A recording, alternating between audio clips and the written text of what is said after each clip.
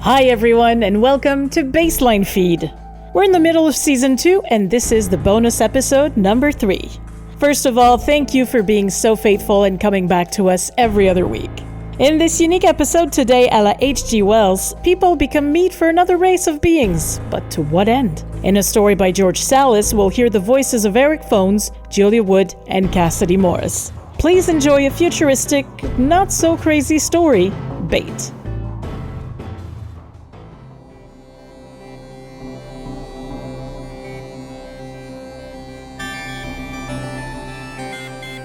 This Earth seems like a place you would call home until you see a cluster of scintillating hooks descending through the sky and disappearing into a cityscape. Minutes later, hundreds of humans, pierced through the cheek, the hand, or even the genitalia, are pulled upward between the buildings and over the skyscrapers, through the atmosphere, and into the frigidity of outer space. The source of the hooks is indiscernible, but you get the feeling that it is less a planet than a farm ripe for the picking. The harvesters, smoke obscured, are meticulous and methodical, but miscalculations happen, and humans that are pulled up too slowly become bloated and frostbitten, while those pulled up too quickly experience barotrauma that explodes their eyeballs, prolapses their cochleas, and, on occasion, spontaneously ejects their brains, the parietal bone popping like a missile hatch. These spoiled humans are thrown back as is, stuck in orbit among satellites and other debris, or carbonized by atmospheric friction. Whether the harvesters discard them because they are inedible, unsellable, or unable to be experimented upon is unknown, though it is believed that nutrition, economy, and science all play a role in the harvest. Fluxes of radiation, born of solar flares or other cosmic phenomena, sometimes cook the humans as they are being reeled in through space. Yet this product is not thrown back. At such times, humans down on Earth can just barely hear a celestial crunching, similar to the crackling of an aurora overhead, but combined with the harshness of something like deep-fried crickets. In response to this din, the humans stop their ears with the palms of their hands and squeeze their eyelids together, attempting to unsee the imagined rows of serrated teeth, the miasmal burps of pleasure, unidentifiable remains floating within cauldron stomachs, the defecation of pyramidal pellets containing shards of bone, broken jewelry, tufts of hair, semi-dissolved leather belts, shreds of cloth, and occasionally ellipsoidal pairs of silicone. Over time, the harvesters became more accurate in their reaping, and so fewer humans will be thrown back. But presently the Earth seems to rain ravaged humans as much as they are evaporated, which is one of the euphemisms used by the fearful. To address that issue, humans invent a global fleet of mobile nylon nets used to catch the discarded humans over land or sea. Thus it is discovered that some humans, although not frosted by space or sickened through decompression, are still deemed subpar by the harvesters. Likewise, children below the age of 12 are invariably released, probably in compliance with some intergalactic regulation. The latter are the most resilient, but many recycled humans, as they are dubbed, are caught dead, with their brains lobotomized or decorticated by the hooks, their bodies charred from the fall. Yet there is still an abundance of survivors whose stories became a source of terror, wonder, and inspiration. A 6-year-old boy is caught safely over the Atlantic, but found to have been skinned by the time he passed through the stratosphere, with a part of the adamantoid hook still jutting from his temple like an antenna. His corneas vaporized by ultraviolet radiation, he claims to have seen, up there, ancient astronauts in an inverted nimbus. He saw how their forms dissipate and coagulate at will, becoming tools, symbols, and what might have been their bodies, amorphous structures that echo the pillar of Greek antiquity. These beings are the cosmic parents of humans, the creators, and liberators. The journey of the hook tests our purity and weighs our sin, or the abacusses of their consciousness can only bear so much darkness. How can a child know these things? Some think that he is a kind of spy, yet another way to lure humans to hooks, while others develop a faith based on his messages, selling all their material belongings and cutting off every relationship before impaling themselves on the nearest hook, usually through the temple, in the way of the child mystic, the stabbing motion itself as innocent and alleviating as putting one's head on a pillow at night. When a middle-aged woman is caught in a net at the edge of the Sahara Desert, the velocity causes her epidermis to roll into itself like a sleeping bag, her head at the claustrophobic center. Members of the rescue team carefully unroll her and determine that she was filleted of every bone, but her skin was left intact, except for a hole in her cheek from which globules of saliva dribble. What alarms them is the fact that her left eye gazes out from her right ear canal, and her other eye is fixed on what appears to her as an ocean trench, later discovered in the sphincter. More than this, her heart fell to the heel of her left foot, her lungs expand and contract within her right thigh, her bowels are where her brain should be, and all the rest is equally jumbled for a lack of a skeletal system. They temporarily patch the cheek hole with gauze to allow her to speak. I heard them speaking, but not. I heard their actual thoughts, the layers and layers, the calculations, numbers. That's what we are to them. Numbers in the mind. And me, I was an outlier, an outcast. She only survives for a few seconds after her enigmatic comment, loose parts of her flipping and flopping from occasional wind until a simoom nearly blows her away. Caught by her kidney-bulging wrist, a man leads her whipping body through the sandy gusts and folds her neatly in an SUV's trunk.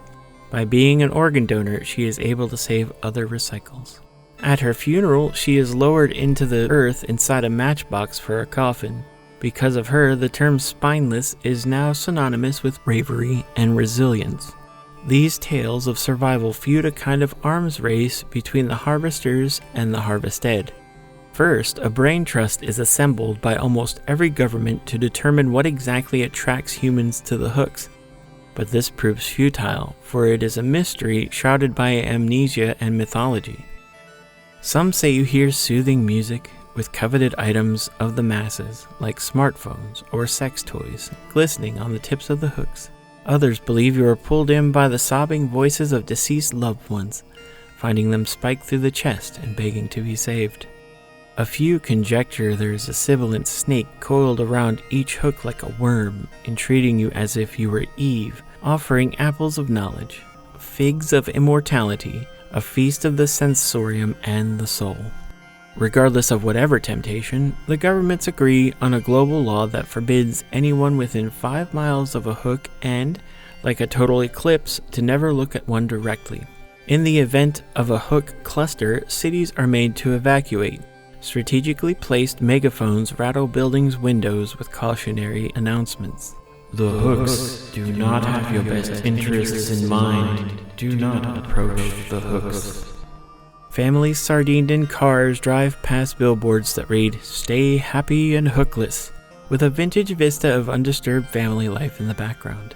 Hazmat teams with tinted visors that only allow them to perceive the lines of the hooks sever those ominous parallels using saw-toothed scissors attached to long poles.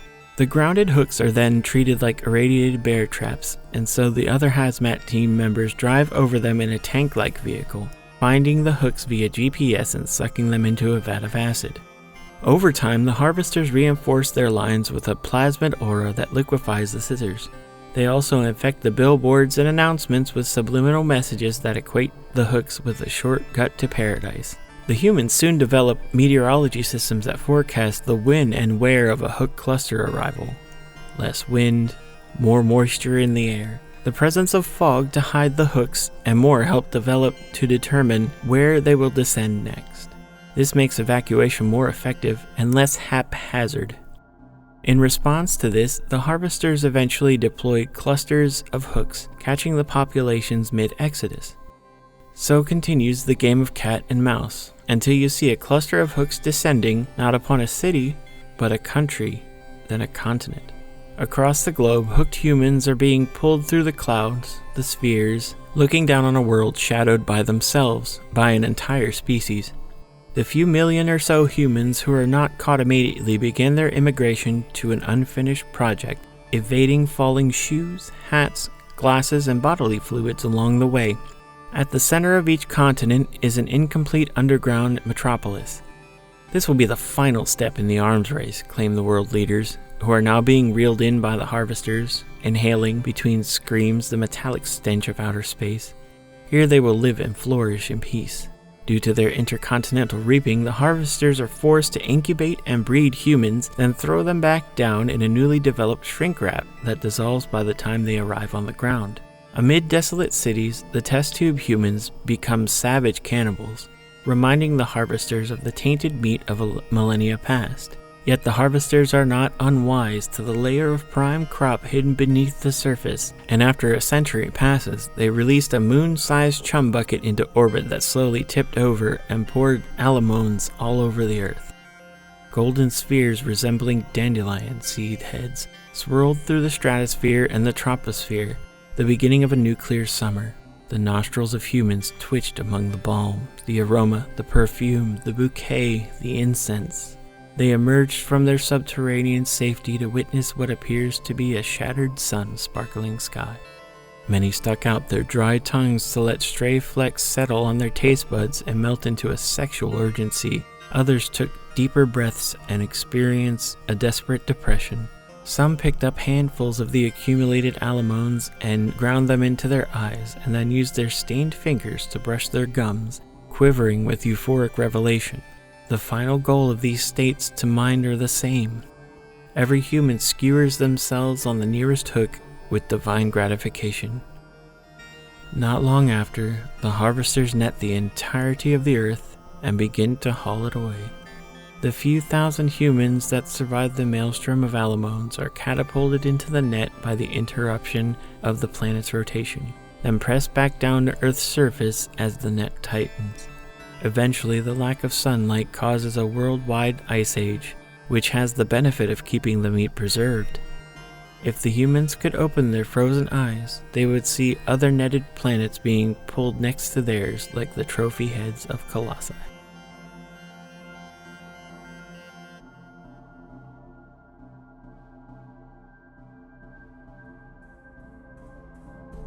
Did I tell you or did I not tell you it felt like H.G. Wells? Once again, thank you to George Salis for this great story. We hope to hear from him again in the future.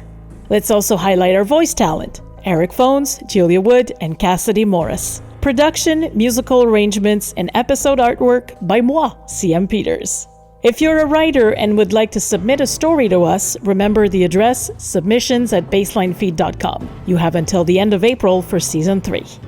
If you're a voice actor and would like to be cast in one of our stories, remember the address casting@baselinefeed.com. We'll send you a monologue for an audition.